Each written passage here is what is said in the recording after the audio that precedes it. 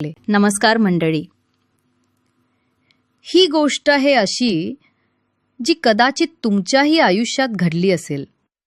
काही भावना आपण लपवतो पण विसरू शकत नाही, आणि ह्याच भावना या गोष्टीत पुन्हा जिवंत होणार आहेत. माणसाच्या आयुष्यात काही वळणं अशी येतात जिथे नीती आणि अनिती यांच्यातील रेषा धूसर होत जाते. ही गोष्ट अशाच एका वळणाची आहे जिथे रक्ताच्या नात्यापेक्षा आकर्षणाचे धागे अधिक घट्ट झाले आणि एका सुखी संसाराच्या भिंतींना तडे जाऊ लागले. कॉलेजच्या दुसऱ्या वर्षाची सत्रपरीक्षा संपल्यानंतर मी काही दिवसांसाठी माझ्या मामांच्या घरी राहायला गेलो. माझे मामा निखिलेश एका मोठ्या शहरात एका कॉर्पोरेट कंपनीत उच्च पदावर होते.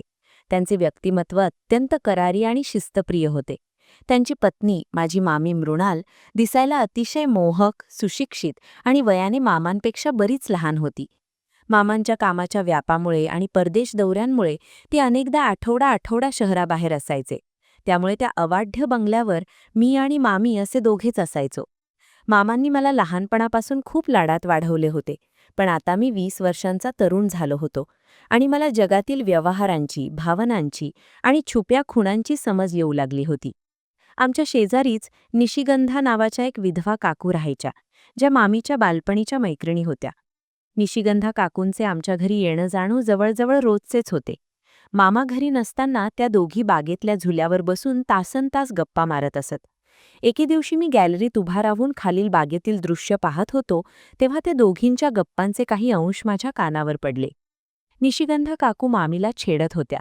मृणाल, निखिलेश तर कामातच बुडालेला असतो, तुला एकटं वाटत नाही का ग? पण तुझा हा भाचा आता किती देखणा आणि उंच झालाय बघ, अगदी एखाद्या अभिनेत्यासारखा. मामीने त्यावर थोडे लाजले आणि दिलेले उत्तर मला चकित करून गेले. ती म्हणाली, हो ग, तो आता खरंच समजूतदार झालाय. निखिलेश जेव्हा नसतो तेव्हा त्याला बघून मला कधीकधी त्यांची उणीवही भासत नाही. त्याच रात्री बाहेर पावसाने जोर धरला होता. विजांच्या कडकडाटात घराबाहेरचे वातावरण अधिकच भयाण झाले होते. मामा नेहमीप्रमाणे कंपनीच्या कामासाठी बँगलोरला गेले होते. मामीने मला तिच्या खोलीत काही जुनी अल्बम आणि मामांच्या बालपणाचे फोटो पाहण्यासाठी बोलावले. आम्ही दोघे बेडवर बसून फोटो पाहत होतो. अल्बम पाहता पाहता मामीने सहजपणे माझ्या खांद्यावर डोके ठेवले. तिच्या केसांचा सुगंध आणि स्पर्शात एक वेगळीच ऊब होती.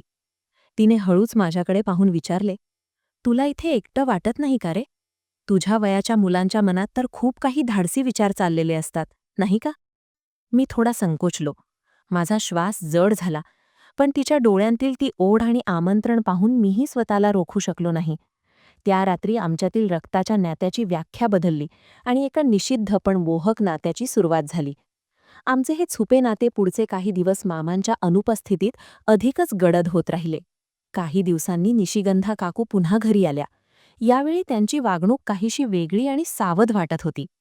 त्यांनी मला आणि मामीला हॉलमध्ये एकत्र बसवून एका गंभीर विषयाला हात घातला.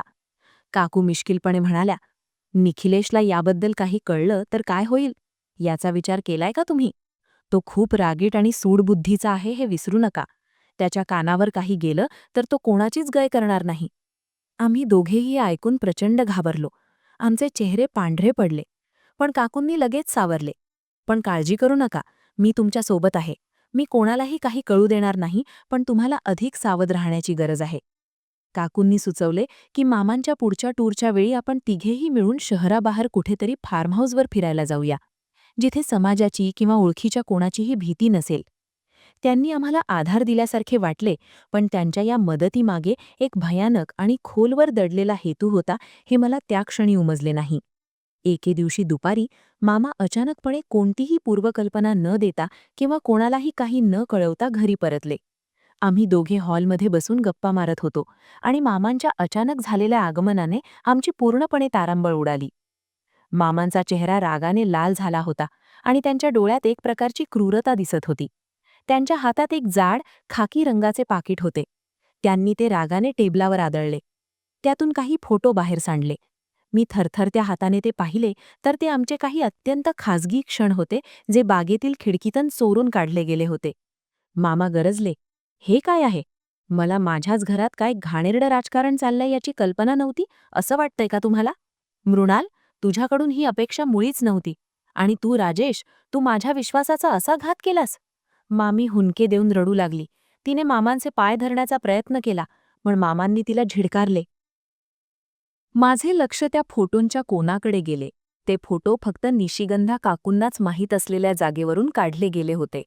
निशिगंधा काकूंनी आम्हाला ब्लॅकमेल करण्यासाठी ही खेळी खेळली होती की मामांनीच त्यांना हा सापळा रचण्यासाठी सुपारी दिली होती, हे आता स्पष्ट होत नव्हते. मामांच्या संतापामागे फक्त हेच नैतिक तारण होते की त्यांना आमच्या कौटुंबिक मालमत्तेवरून मला घराबाहेर काढण्याची आणि वारसा हक्कापासून वंचित ठेवण्याची मोठी संधी शोधायची होती.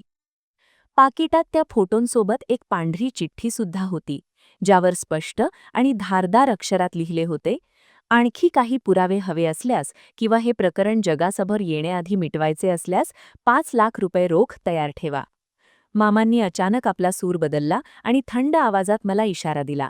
राजेश, जर तुला तुझी इज्जत, तुझा परिवार आणि तुझं करिअर वाचवायचे असेल तर तुला मी म्हणेन त्या कोऱ्या कागदांवर आत्ताच्या आत्ता स्वाक्षरी करावी लागेल. तू सर्व मालमत्तेवरील हक्क सोडल्याचं जाहीर करावंस, हीच या पापाची शिक्षा असेल. मामी बाजूला सुन्न होऊन पाहत होती. तिचे रडणे आता थांबले होते आणि तिच्या चेहऱ्यावर भीतीची जागा एका विचित्र शंकेने घेतली होती. तिलाही आता जाणीव झाली होती की ती या मोठ्या खेळातील फक्त एक प्यादी होती. माझ्यासमोर आता 2च टोकाचे पर्याय उरले होते.